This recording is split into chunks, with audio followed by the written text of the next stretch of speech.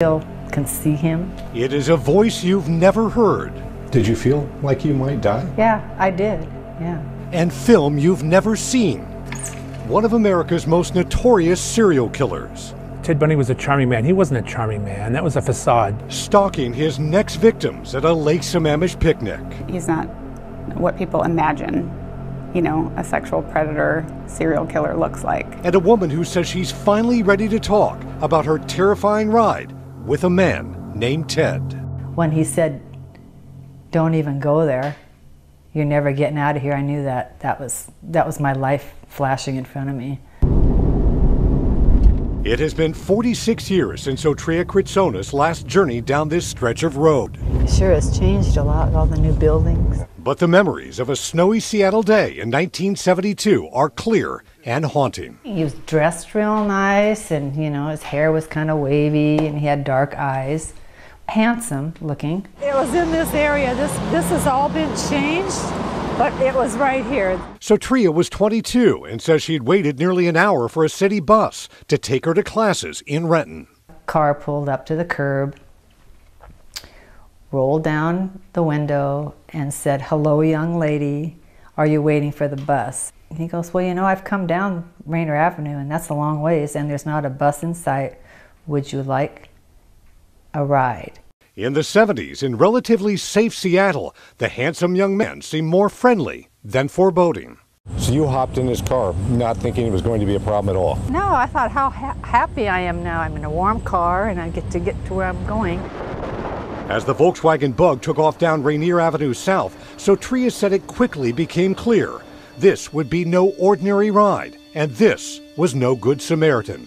It was Ted Bundy. Right about here, everything changed. He started, you know, reaching under the seat. Started yelling at me, "Why did you take this ride? Why did you even think about taking this ride? You're never going to make it to the school." And I thought, wow. You were thinking about jumping out. Yes. Why didn't you? I couldn't. There was no handle.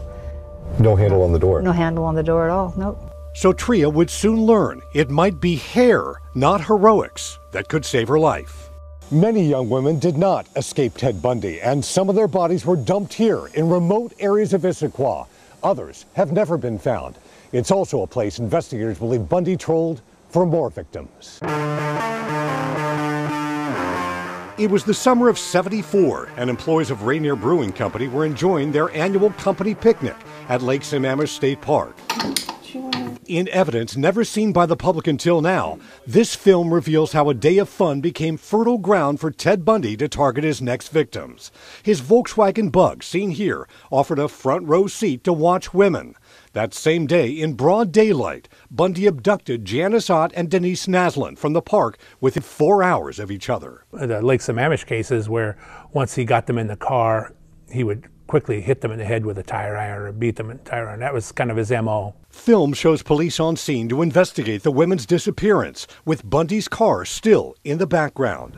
The bodies of Ott and Naslund weren't found until 2 months later, dumped in a wooded area about 2 miles away.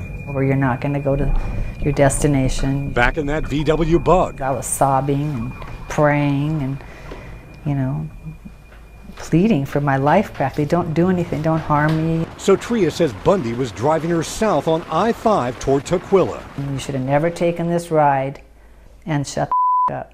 She says Bundy's beratement led to a bizarre demand. He goes, "Take your hat off." And I said, "What do you mean take my hat off, my stocking cap off? What for?" I took my hat off and he saw that something was different about me. And he goes, "Why did you cut your hair?" I thought, why did I cut my hair? I keep thinking, did he stalk me? Did he see me somewhere? Was he waiting for me or was he watching me? He says, "Well, put that hat back on."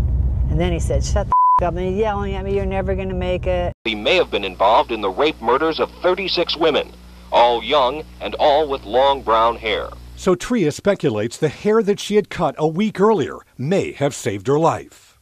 He could have killed me. It was just thank God I had gotten my hair cut, that I probably wouldn't be talking to you today. An hour into her odyssey, so Tria says Bundy dropped her off in front of her school, shoving her to the ground and reminding her of just how lucky she was. Yeah, so that's when I realized I was a lucky lady. So Tria says she told her family about the man, but not police. You know, I didn't talk about it because I was a little bit embarrassed about it. He was attractive, intelligent, and able to charm women and men alike. It wasn't until a year and a half later, while watching TV, that Tria says she realized she'd been picked up by a suspected serial killer. I knew 100% that was the guy, yeah. The Bundy evidence files we examined here in King County are expansive. I think he's responsible for additional murders. And Cairo 7 has learned that homicide investigators with the Washington Attorney General's office are taking a new look at who else Bundy may have targeted. Do you believe they are actively pursuing a DNA connection right now to Ted Bundy? I believe some detectives are. Seattle police investigators are re-examining evidence from this crime in 1966. You have to keep your eyes open and say, what about Bundy? Is that a possibility? While working at this Safeway in Queen Anne, Bundy is suspected of bludgeoning 2 flight attendants in their nearby apartment. Lonnie Trumbull died. Her roommate suffered permanent memory loss. Bundy never confessed to the crime. At this point, we kind of have a second eye going over it and seeing what kind of physical evidence is there to maybe address with 2018 science. Ted Bundy was executed in a Florida prison. His ashes were spread over the Cascade Mountains, not far from where he created so much havoc and heartache. And nearly 3 decades later, some of the answers to Bundy's past remain buried in the landscape of the Pacific Northwest. The families deserve answers to what happened to their loved one. A place of grandeur, grief, and gratitude. You must feel lucky. You are a woman who survived Ted Bundy. That I am. I'm more than lucky. I just thank God I'm alive every day.